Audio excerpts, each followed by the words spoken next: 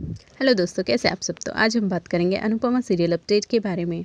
तो जैसा कि आप देखते हैं, मकर संक्रांति का फेस्टिवल होता है जिसमें लोग कंदील जला के छोड़ देते हैं। तो अनुपमा वो सब देख के बहुत ही खुश हो रही होती है रात को। साथ में वनराज भी वहाँ वो होता है और कहता है कि पूछोगी नहीं कि मैंने क्या मांगा है।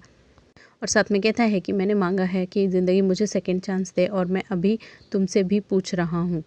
और फिर वनराज अनुपमा का हाथ पकड़ लेता है और कहने लगता है कि मैंने हमेशा तुम्हें देखा है जो टूटती हुई चीज़ों को जोड़ते हुए, इसलिए मैं चाहता हूँ कि मैं भी तुम्हारी तरह ही एक बार ट्राई करूँ कि मैं अपने घर को, परिवार को और अपने रिश्ते को, तुम्हारे साथ के प्यार को वापस से जोड़ सकूँ। और ये सब सुन के अनुपमा हाथ झटक देती है वनराज का और दूर खड़ी हो जाती है।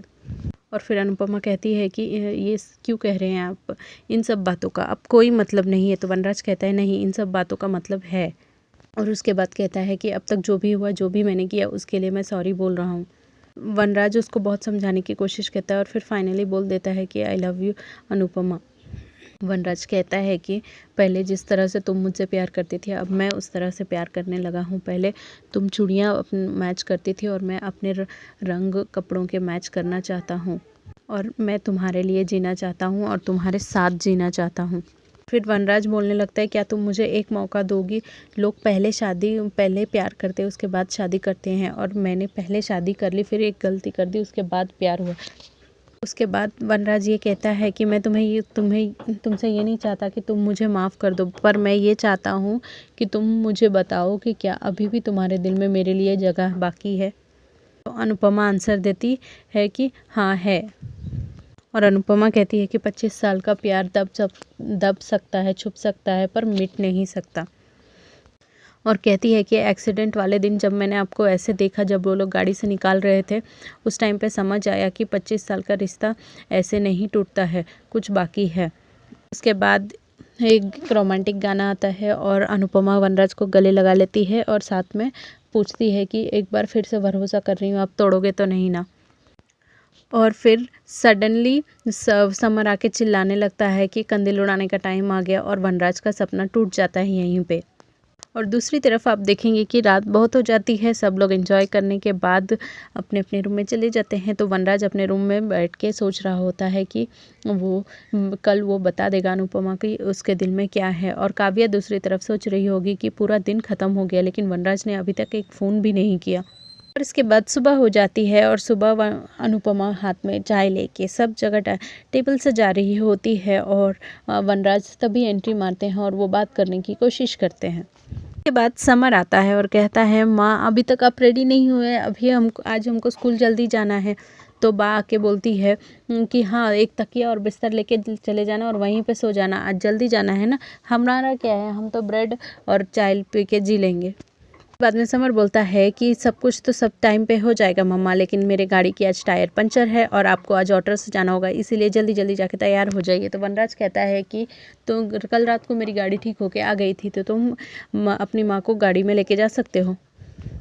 दूसरी तरफ आप देखेंगे कि नंदिनी और काव्या एक जगह पे बैठे होते हैं और नंदिनी कह रही होती है कि दुख अपनी जगह होता है और रिश्तेदारी अपनी जगह होता है, इसीलिए वो काव्या को जूस देती है और कहती है कि आप जिसके लिए आप खुद को इतना परेशान कर रही हैं, क्या वो इस लायक है कि आप इतनी हद तक गिरो। कल आप सुनने की हालत में नहीं थी, इसलिए मैंने आपको कुछ नहीं पूछा, लेकिन आज मैं पूछूंगी। और कहती है कि जो अनु आंटी जैसे अच्छे लोगों को छोड़ सकता है, तो फिर आपको क्या नहीं छोड़ेगा। आपको तो पहले से एक्सपीरियंस भी है, उस दिन मंदिर में शादी के नाम पे वो आपको वेट करा के रह गए। इससे पहले कि वैसा दिन वापस आए, आप खुद सुधर जाइए।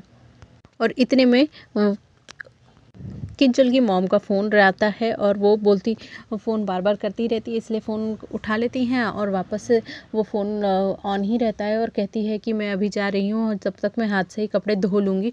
और तब तक फिर राखी कहती है, बेटी की से तो मैं बाद में बात कर लूँगी, अभी फ़िलहाल के लिए डर्टी लॉन्ड्री को और डर्टी करते हैं। उसके बाद किंजल तोशु को कॉफ़ी लेके जाके देती है और उस रोमांटिक मॉर्निंग होती है उनकी। दूसरी तरफ समर नंदिनी के पास जाता है और उसको एक गिफ्ट देता है।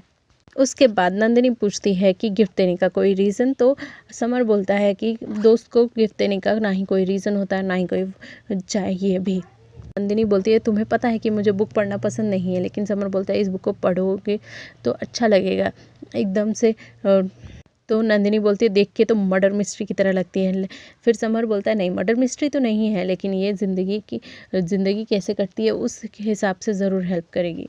और फिर समर नंदिनी से थोड़ी उलझी तरह से कुछ बात करता है जिसमें नंदू को समझ में नहीं आता है, और वो बोलती है मैं कल से देख रही हूँ तुम बहुत वियर्ड बिहेव कर रहे हो। तो समर कहता है ऐसा कुछ नहीं है जो तुम्हें नहीं पता, जो तुम्हें पता है वही मुझे पता है, बस जीने का तरीका बदल देना का टाइम आ गया। और फिर दूसरी तरफ अनुपमा घर आ जाती है और वहाँ पे ठेले पे सामान बेचने वाला रहता है और पूछती है कि आपके पास कपड़े धोने वाला ब्रश है क्या। तो राखी उधर एंट्री मार के बोलती है कि इसकी अब कोई ज़रूरत नहीं है। तो उसके बाद राखी कहती है कि आइए आइए आइए आइए आप ही का घर है, और वो एकदम वॉशिंग मशीन की इंट्रोडक्शन देने लगती है, जिससे कि अनुपमा कहती है कि आप तोहफा देने आई हैं या तोहफे का विज्ञापन करने आई हैं। किंजल वहाँ पे आ जाती है और अपनी मॉम को वहाँ से लेके जाती है। तो अनुपमा कहती है कि तोहफे से अगर तोहफा ज़्यादा लिया जाए तो उसको एहसान माना जाता है, और वो मैं कभी नहीं चाहूँगी। आज के एपिसोड अपडेट में इतना ही। अगर आपको हमारा अपडेट अच्छा लगा हो तो लाइक शेयर और सब्सक्राइब करें, साथ में बेल आइकन को भी हिट करें फॉर लेटेस्ट